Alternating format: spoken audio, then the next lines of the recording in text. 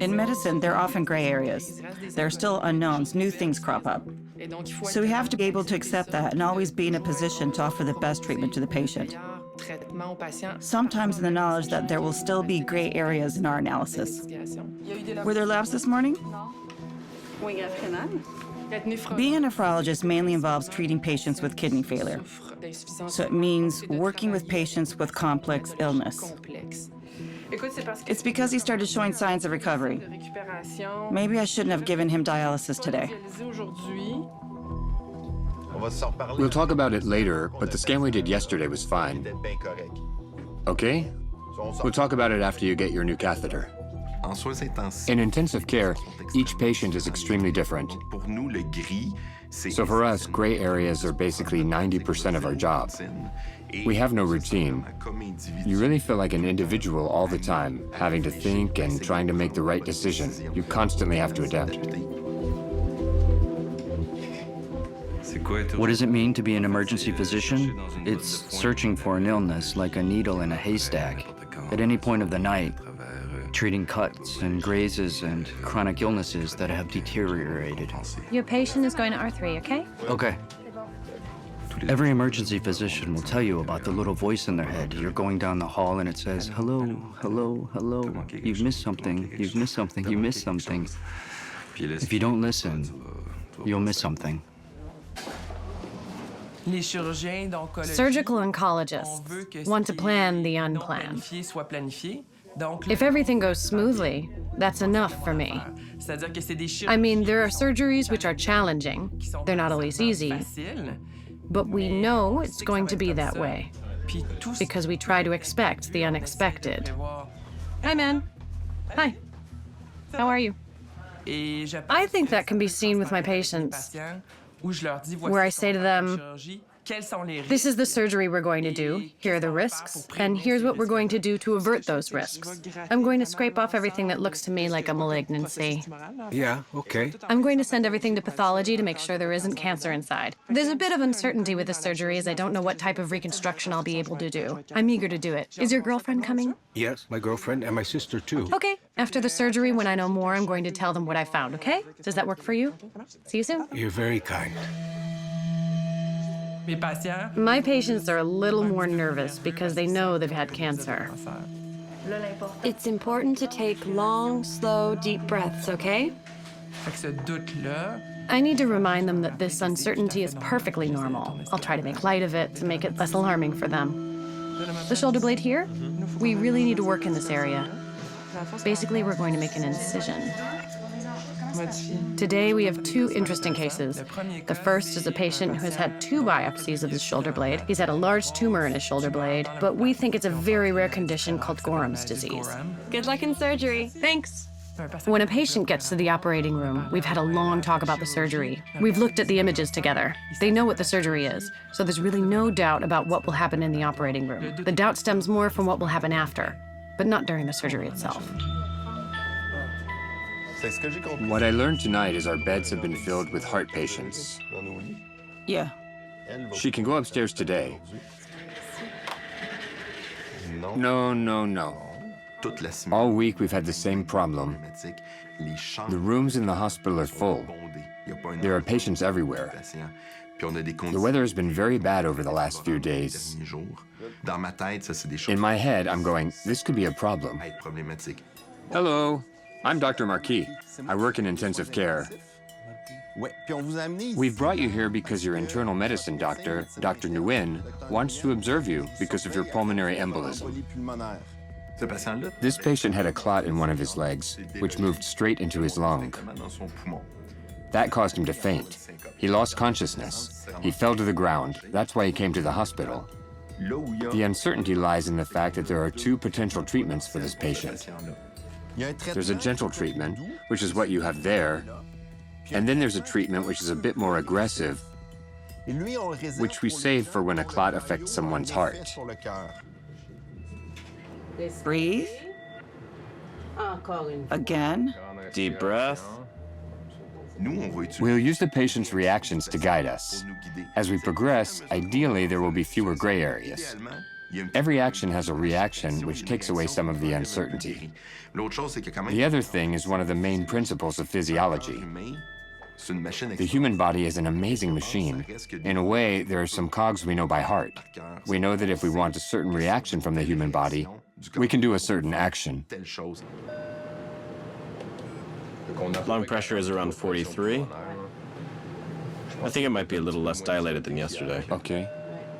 I feel fine. He's wondering why we're doing all this. Perfect. I'll take you to the other side and explain what we're going to do, okay? My sister is a musician. She can play pretty much any musical instrument. At the start, there will be a couple of weird notes, but soon she figures out how the instrument works. Internal medicine doctors are like that with human beings. Since we've seen every illness, or a lot of illnesses, we quickly recognize the signs of most illnesses. That's not to say we never make mistakes, but when we are mistaken, usually we're able to readjust relatively quickly. Dr. Gagnon, how are you? I have a pain. It's bothering me. I always get it when I have asthma. When I touch here, it's sensitive and it hurts. People don't come here for no reason. They're here because they're really worried or because they're in pain. Sometimes it's very medical. We have to think a lot.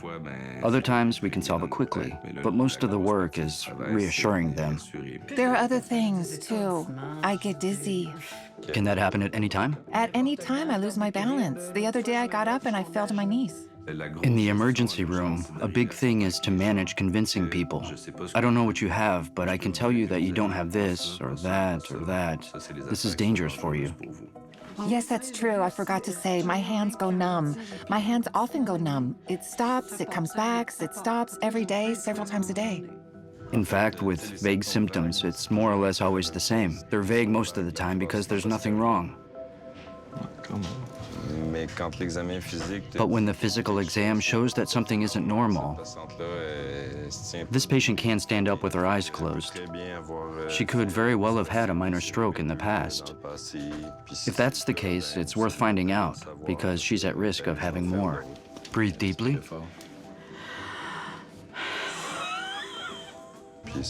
It's worth taking care of the situation. It will change your priorities when it comes to her family doctor. We're going to do a scan of your brain because of your numbness, Oh, I'd like that. dizziness, etc. Because really, a lot's going on in this head of mine. Okay, I'll prepare it and the nurse will come and see you. Thank you, doctor. My pleasure. Bye. People think I never have doubts. Maybe because I'm not very expressive. You must have doubts. If you don't, you'll get lost. It's all over. Humility and doubt are part of daily life for emergency physicians. If you've lost that, do something else.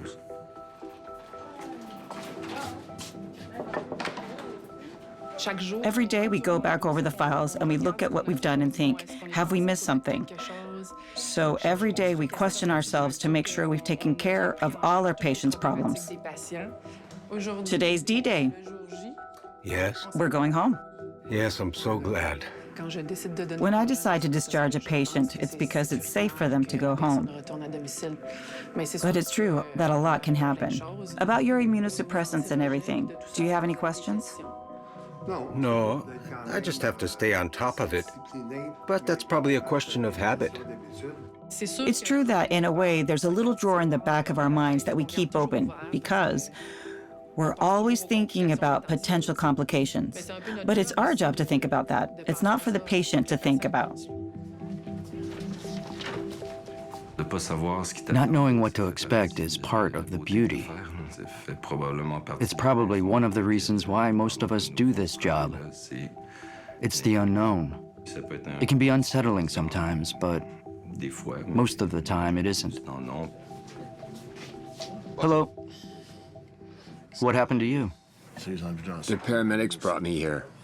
They picked me up. Okay. Then they carried me here. They took my pulse. What concerned me was that he told me that he had just been transferred from another hospital for his pulse to be taken. This isn't a normal sentence from someone in their 50s who's supposedly normal. They picked you up at the grocery store, right? You were confused and then they brought you here? Are you going to vomit?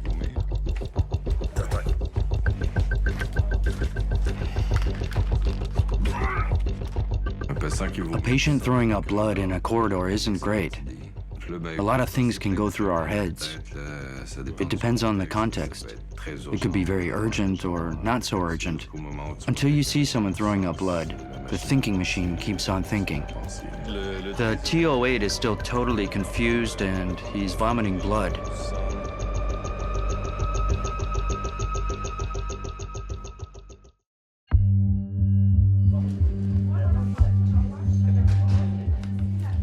Today I'm on triage. We have to go. Triage is the entrance point for the emergency room. Mr. Gerard Talbot, please go to door A. It's the only place where I think I'm really left to my own devices. You're responsible for the waiting room, for better or for worse. So your knee is hurting. Yes, what happened was I got a cramp in my left calf.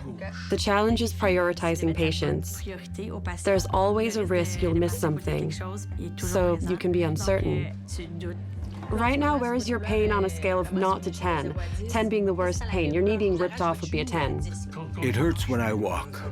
But when you're sitting down like now, does it hurt? No. We're all right. There are priority categories that go from 1 to 5. 1 is immediate priority, and 5 is someone who's come in for a very minor problem. Okay, sir, I won't lie to you. There's a long wait today. If you like, I'll schedule an appointment at the clinic for tomorrow. Okay. I'm really not worried for his life right now. Where did the patient come from, Mr. Gagnon? He came from T8 and he doesn't remember anything that happened today. He's talking nonsense and he's vomiting blood. Sometimes, the most severe cases are the easiest. There isn't as much uncertainty in severe cases. There's a lot more when something could be severe but isn't yet. Does your head hurt? Put some on. Put some on? Yes. Open your eyes. It just started. If you let him go and don't find out what's wrong in 12, 24, 36 hours, it's gonna be serious. What's the last thing you remember clearly? Do you remember getting up this morning and having breakfast? Yes. Then I found myself in the hospital. This is a classic case of a patient who's confused, has fallen, doesn't remember anything, and is bleeding from the stomach. You've lost a big chunk of time, and you have a huge bruise on your eyelid. I need to do a scan of your brain to make sure nothing serious has happened to your brain. We always start by eliminating the most serious possibilities. When we're sure it's okay, we'll say it's not serious.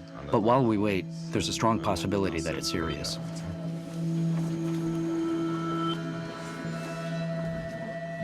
Okay. The problem isn't with your heart.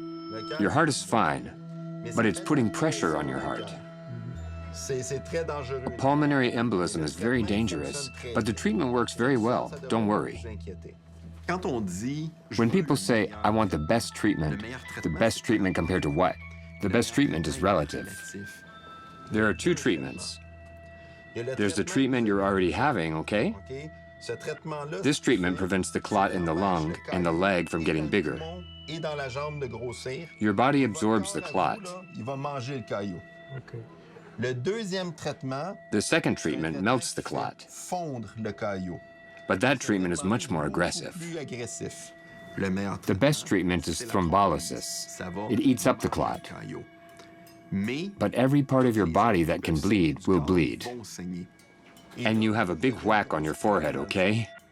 It concerns me because if I give you the second treatment, I'm worried it will bleed a lot around your eye, maybe around your brain.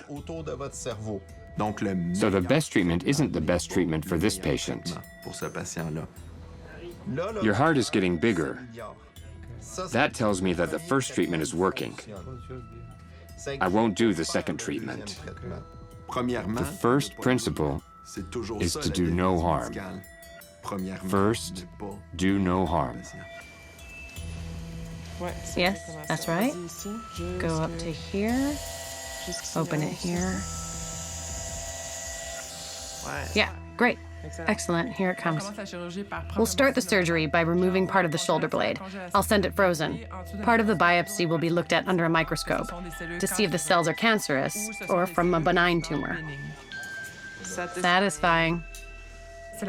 This is the first time in my career that despite 2 biopsies, we haven't been able to determine whether it's cancer before the operation. And the uncertainty remained during the surgery. I didn't know whether it was a fracture or a very rare disease called Gorham's disease or a very destructive cancer. So? Yeah? That's not good. Okay? Okay, bye. Maybe kidney cancer. Metastasis? Yes, yes. The preliminary result shows me that these are probably cancer cells. But to be certain, we need what's known as tumor markers. That takes up to 7 days, so I'm pretty sure there's underlying cancer. But I'll get the definitive result in 7 to 10 days. I'm going to see his family. He's awake. He's hardly in any pain. I went to see him just now. The damage to his shoulder blade was much more minimal than I thought it would be. We're really pleased. Part of the bone had regrown, which surprised me. I really thought he'd have extensive bone damage. All the visible tumor was scraped off. It's been sent to pathology. We're still not sure what it is, but we removed everything we could see and we reconstructed using bone cement. In 1 week to 10 days, when we meet at the clinic, we'll get the results. I won't tell his family straight away that it's cancer because sometimes we can be fooled. We can say that at the start and in the end it comes back from pathology that it isn't cancer. That's the worst thing to do. You should never do that. You really need tangible proof that these are cancer cells. We've met this patient many times, and the first thing we diagnosed him with was cancer. So if in 2 weeks it turns out not to be cancer, that would be good news. But if we never tell him they're cancer cells, for me, that's going to make for a difficult conversation. But for this patient, there are 2 diagnoses in mind. This patient is back in my life now, and he's going to be there for a long time. I'm going to treat all the stages of his illness until the last months of his life.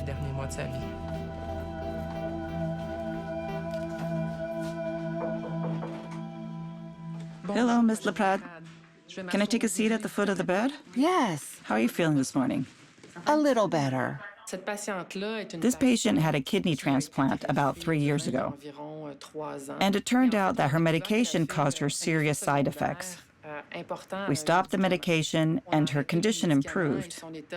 However, her kidney function deteriorated. Your creatinine has increased slightly. Again? Yes, How much is it now? 200. Oh my gosh, it was never that, even at the start of my transplant. We still don't have all the answers as to why her kidney function is deteriorating. Is it another side effect from the medication, or is it something else? So we're following up and investigating. I don't want you to worry, Miss Laprade. I don't think your graft is at risk or anything. I think we're just seeing a kind of side effect. But we're going to keep an eye on it over the next few days. Sometimes there are clinical situations where it's really difficult to make a diagnosis. Of course, that's always stressful. It's always hard for the attending physician. Well, let's do that. We'll do that, Miss Laprade. Bye. If we offer a treatment and then when we follow up, we see it's not working, we have to question ourselves. Amin Haddad, please go to door A. Amin Haddad, door A. A triage nurse does a lot of assessments in a short space of time. Okay, what's happening with Amin? He's a 3-year-old boy. He's had flu-like symptoms for around a week. He's had a fever for 4 days. Every time an ambulance comes, I need to know. Should I bring them to the ICU? Do I bring them to the monitored area? To the observation unit? Do I send them to the waiting room? Do I put them in overflow? Where do I send them? Another deep breath. I need to know. Just because you come in an ambulance doesn't necessarily mean you'll get to see a doctor faster. Actually, right now, I'm not too worried about your son. Yes, he has had a bad cold. Yes, he's had it for a while. He has a runny nose. His vital signs are good. He's in good health overall. Because of all that, I'm going to transfer you to the Rosemont Clinic. I'm trying to make her understand what an emergency is. She told me her son was unwell yesterday. This morning he was okay. Why call an ambulance? The danger is that when you come here just so you can get an appointment, I might miss something else. Raymond Blais, door A. Raymond Blais, door A. I have a routine. I have a kind of algorithm. Hello, Mr. Blais. Hello. When the patient arrives, I see them and I always ask about their medical history. That helps to guide me in my questioning. Then I ask, what's the reason for your consultation today? Okay, what's happening with you today? Yeah, I started retching yesterday afternoon, Okay. and it made me cough. I started feeling sick. Okay, is there burning or tightness? Tightness. You take time to look at the patient. You take time to look at their posture, their eyes, their face, the color of their skin. If you look at these things, you don't need to ask questions. You can see they're unwell. What we're going to do is examine your heart. Then, if you're not in pain anymore, it could just be reflux or something like that. Yes, you have experience, but experience is worth as much as instinct. I think experience doesn't work without instinct. A bit like a mother and child. Your child says he's fine, but deep down, you know your child isn't fine. This is a bit of a gray area. He's 66 years old. He has hypertension with diabetes. Diabetics lose sensitivity. With heart conditions, it's the same thing. I don't want him to be caught between two stools because it's a pain. That's just the point.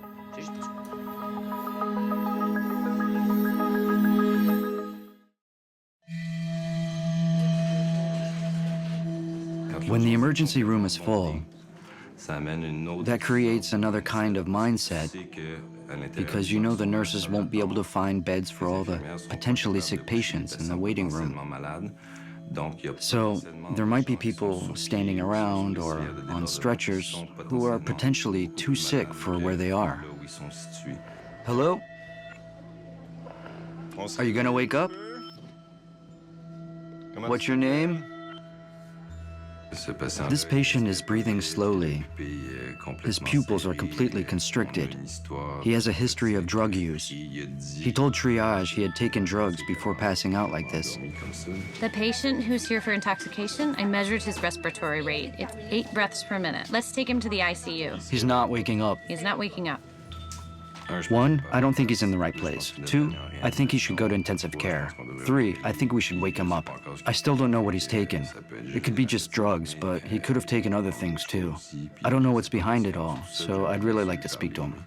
Hello? What's your name? My name is...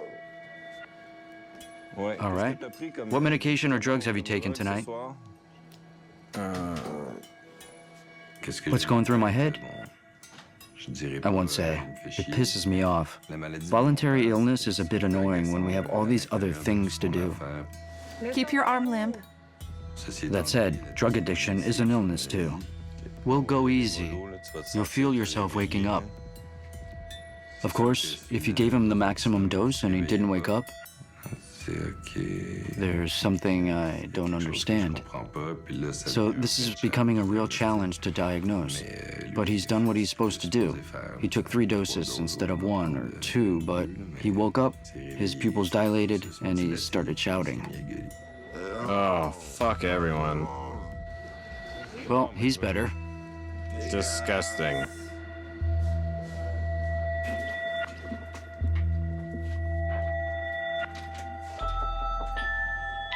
Mr. Donato. Hi, Mr. Donato. Hi. Hang on, let's turn on the light. We can't see much. There we go. How are you today, Mr. Donato? Very good. Thank you. Very good? Thanks be to God, very good. This patient here has acute kidney failure. A biopsy of his kidneys showed an uncommon disease. We're investigating to find out exactly what caused this in his kidneys. We were supposed to do dialysis today, but we decided not to. The danger with this patient is that his kidney function could deteriorate, and he could lose kidney function for good. But the treatments vary greatly depending on the cause, so we can't treat him without knowing. We must narrow it down to a specific cause to carry out targeted treatment. We're still investigating. We're still waiting for the results of the tests we asked for to find out what's causing your kidney disease. Okay, thank you. Is that okay, Mr. Donato? That's fine. Great, excellent. Great. There are still patients with the disease that isn't in any book. We all have cases like that where we think, what should we do? Hello, it's Francois. Okay, bye. I'm going to the emergency room again to save a patient's life. Emergency.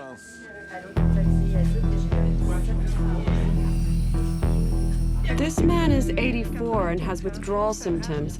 When I arrived, he was hemodynamically unstable. Now he's a lot more conscious, but it was hard to wake him up just now. Okay. We've had an urgent consultation for a patient with acute withdrawal. It's something that can appear quite suddenly. Most of the time, there are warning signs, but sometimes it starts out of nowhere and it's hard right now to tell which way it's going to go. We had the consultation because the attending physician was very concerned that it was getting worse and that we would need to sedate and intubate him. Hello. Hello. I'm the intensive care doctor, okay? Okay, first take a deep breath. You're okay. Okay? Good. Take another breath. You're okay.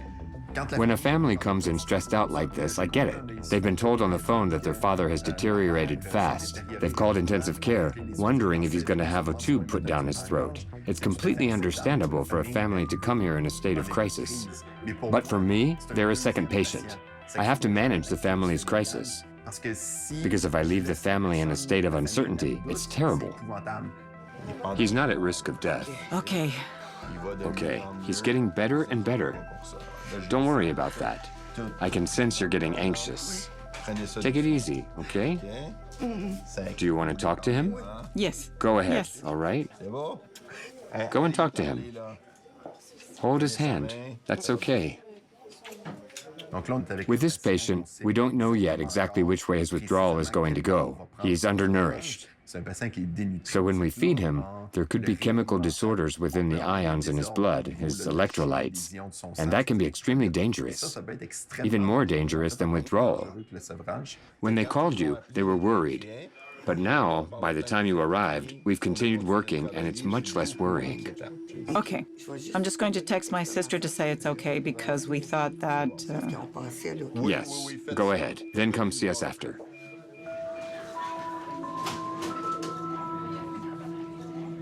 Do you think you can remove it all?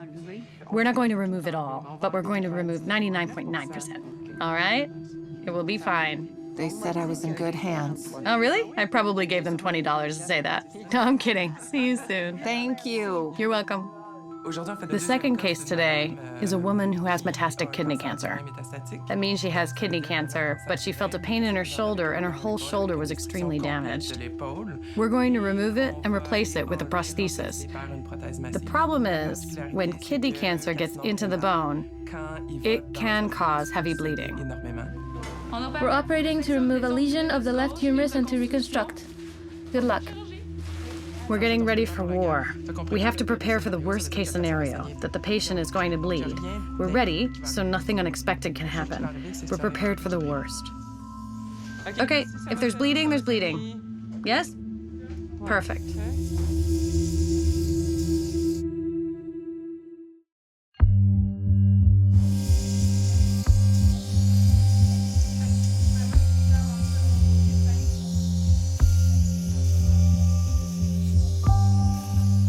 Normally, we would have already lost 1.8 pints. But there's less bleeding than I was expecting. A lot less. Pliers, please. When we met this patient, not only did we tell her she had cancer, but cancer that came from somewhere else. It's very important to understand that this surgery is to stop the pain in her shoulder, improve her quality of life, but we aren't here to cure her. There we go. With the lady from this afternoon, the prognosis depends on a lot of things for metastatic patients. The amount of metastasis, where it's located, that changes everything. So from one patient to another with the same type of cancer, the survival rate is totally different. It's no use saying every day, you know, you're going to die from this disease at some point. We let the patient move on calmly, without giving them false hope. I get as much satisfaction from improving a patient's quality of life as from curing them. These are patients with whom we already have a very close relationship. And these patients are extremely grateful, and they're able to appreciate the smallest thing we do for them. This relationship is what keeps us going. It pushes us to give our all. The guy in the emergency room is stable. He responded very well to 1 milligram of Ativan. He could get a nasty case of refeeding syndrome. Everything else is in business. That's good. I'm off to class. Bye.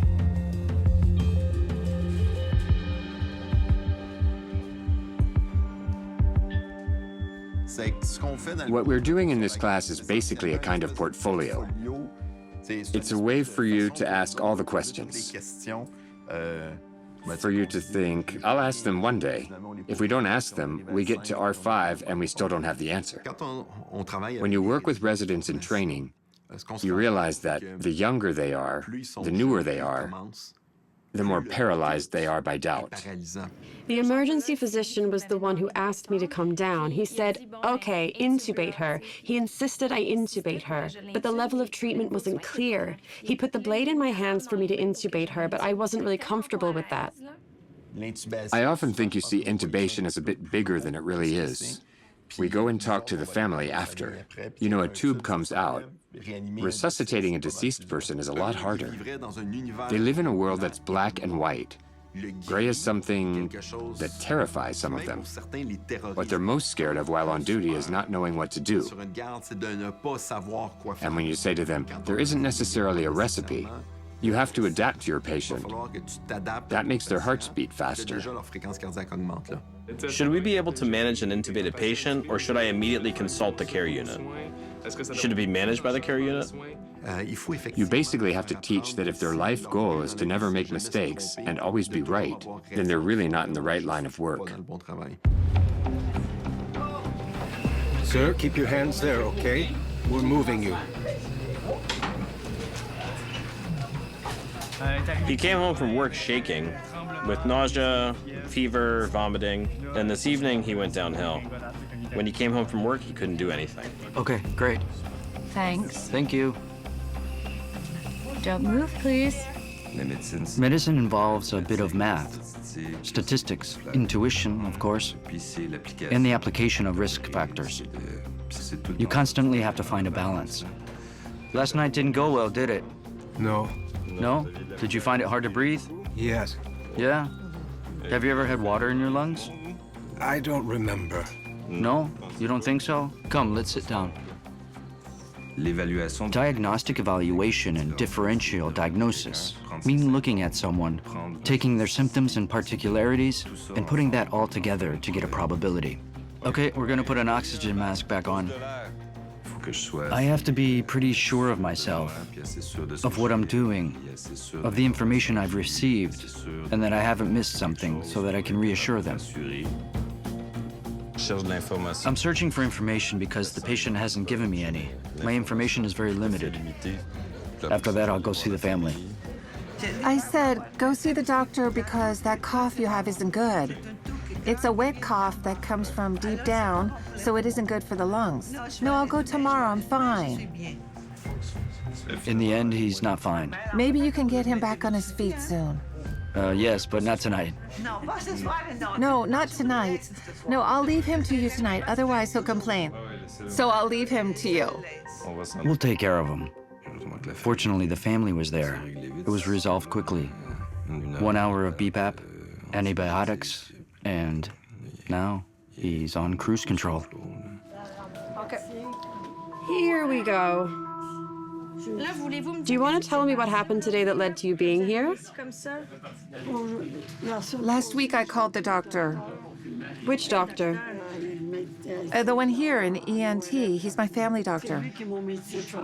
The ENT specialist is your family doctor? In general, I'm pretty sure of myself. I'm experienced. I've seen patients, but there are situations when you think, oh my God, I don't know what to do. What happened? Twice I fell down unconscious. Sometimes they say they're in pain. You say, okay, but then they talk about another pain. In the end, she said she fell 2 days ago, but at the same time, she fell today. Did you fall earlier? No, I fell 2 days ago. 2 days ago you fell. I called the doctor here right away. Okay, but you told me you fell today. This morning, yes. You fell again this morning. Yes. When did your pain start? Yesterday. In the end, you realize what she's saying doesn't add up, so you don't know what to do. That's difficult. Apart from the dizziness, do you have any chest pain? Next to my pacemaker, I don't like it. Have you always had pain around your pacemaker, or is it new? It goes there to my arm. For how long have you had it? Since I started having pains. I'd say it tests my patience. At the same time, I can't spend 45 minutes assessing this woman. I have a waiting room where a lot of people have just arrived. I've put priority 2 because she claims she's having chest pains. I don't think it's 100% credible, but I can't turn her away. I can only do my best, but in her case, it's so unclear and so strange. Sometimes you have no choice but to assume the worst. Did you hear about the operating room? No. They had a general surgery with a lot of blood loss, and they wanted a bed, but I haven't seen it. This lady with no relevant pre-existing conditions developed an abdominal mass, which she had surgery for. She bled a lot, 7 pints. We don't automatically admit patients straight to intensive care, even if our colleagues tell us, "I'd really like you to admit them to intensive care," for several reasons. First, my colleague is treating this particular patient right now. She doesn't know the state of intensive care. If I had 8 free beds, maybe we'd have taken her straight away. But that's not the situation. They asked me to come and see you, not because it went badly, but because there was a bit more bleeding, and they want to make sure everything's okay. They're cautious, which is good. My question when I go there is, am I going just to see if the patient needs observation? Or am I going to find a hemorrhage that I need to treat? What impact is this hemorrhage having on the patient? Right now, I don't have a clear idea. I need information. When I first see the patient, she's doing fine. But I could be mistaken. What Dr. Gervais just told me is she was worried that, with all the blood she lost during the surgery, all the salutes, the transfusions, she might have trouble breathing overnight. Her last 2 HemoQ tests are stable. Yes. She's okay. The pressure is back up, 0 amine. Yeah, perfect. All things considered, it bodes well. I mean, the fact that the hemoglobin is stable. It's just that she said she had... Yes, that's right. She lost a lot more than I was expecting. When a good surgeon is uncertain and says, "I know my patient, I've seen them, I know the surgery I've done, and I'm not sure if they'll get through it," they're probably right. That's her patient. But I have the whole unit. There are 2 solutions. I'm a bit tight with beds right now because it's been raining patients since Friday. I think we can get her into the recovery room. Okay. Then again, let's just do another HemoQ test in 1 or 2 hours, see which way it's going, and decide from there. But you know, if she needs it, she'll get it, no problem. Okay, that works. Okay, yeah, thank you.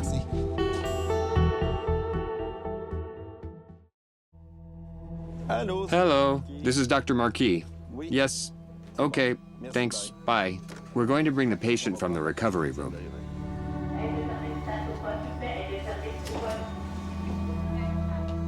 When I got back an hour and a half later, my decision was made. Why? Because I got a call from the nurse, who told me, "Stop the medication that was keeping her pressure up. It stayed up for a while, but it started going down again." She wasn't in a stable enough condition for me to safely send her upstairs. When I admit this patient, intensive care is full. So if we really, urgently need a bed right now, we don't know where to put this patient. That's the reality. How's it going? Feeling better? Does it hurt? Does it hurt lying like that? This patient has responded excellently to the treatment. The question mark I still have with this patient is, Why did it take so little medication to curb his withdrawal? An abnormally small amount. It's all a bit fishy. I don't have my lab results yet. It's a bit too early for that. I just wanted to make sure he was still calm. Are there going to be problems with him later tonight? So what I did was set up all kinds of safety nets around him. Meaning, once the nurses see the lab results, they'll be able to go ahead and start treatment right away. Isn't that good? Take care, good luck. Sorry for scaring you like that. No problem. You have to live with uncertainty and use proportionate means to control the various possible outcomes. He has a big hematoma. I just want to know if you think it's surgical or if it's just a large contusion. I looked at the scan with a neurologist. We saw the contusion. We saw that the hemorrhage was traumatic. That was all fine. But then the resident in radiology called me over to say, hey, it turns out there's a temporal fracture. The hematoma is an epidural hematoma. You can very quickly find yourself in a serious situation needing rapid intervention. We're gonna keep you here with us for a few days, okay? Okay. When you go down one path, don't put blinders on. Never, never, never do that.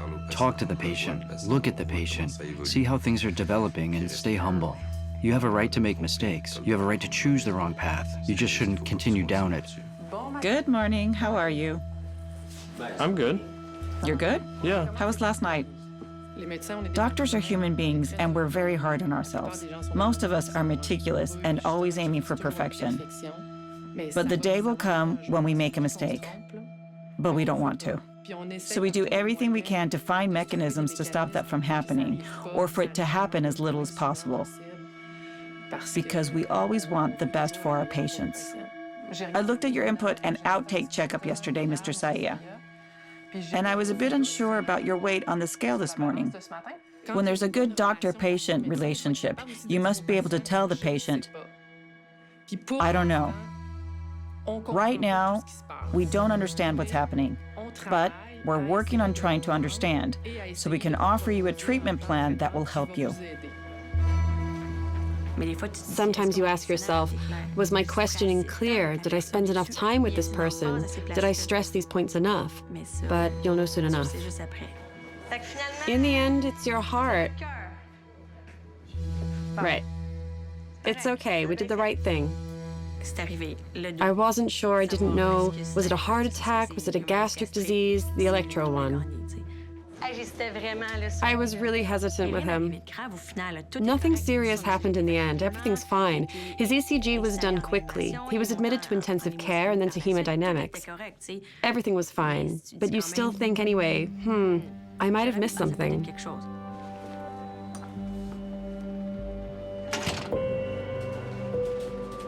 Tonight, I think I'm leaving the hospital in good spirits. I don't have an answer for everything. I don't need an answer for everything. I can't predict what's going to happen. I have a team that's capable of facing the unexpected, and I'm leaving feeling confident. Do your arms hurt? Your shoulders? Does it hurt when you move, or? Okay. It burns. Can you ask the electro to come to 3, please? With emergency physicians, there's a scale from full of doubt to cowboy. Someone who's full of doubt is harmful to the system because they're going to ask for thousands of tests, exams, and consultations. They won't make mistakes because they never make decisions. On the other end of the scale is the cowboy, who never has any doubts. I can do anything. They make loads of mistakes, but they don't realize because they're great. Then in the middle, there's reasonable doubt. Ideally, that's where you'll be. Is that all? No. Good, that's good. Hang in there. Okay, bye, good night. My colleagues might think I have no doubts, but I hope they don't think I'm a cowboy.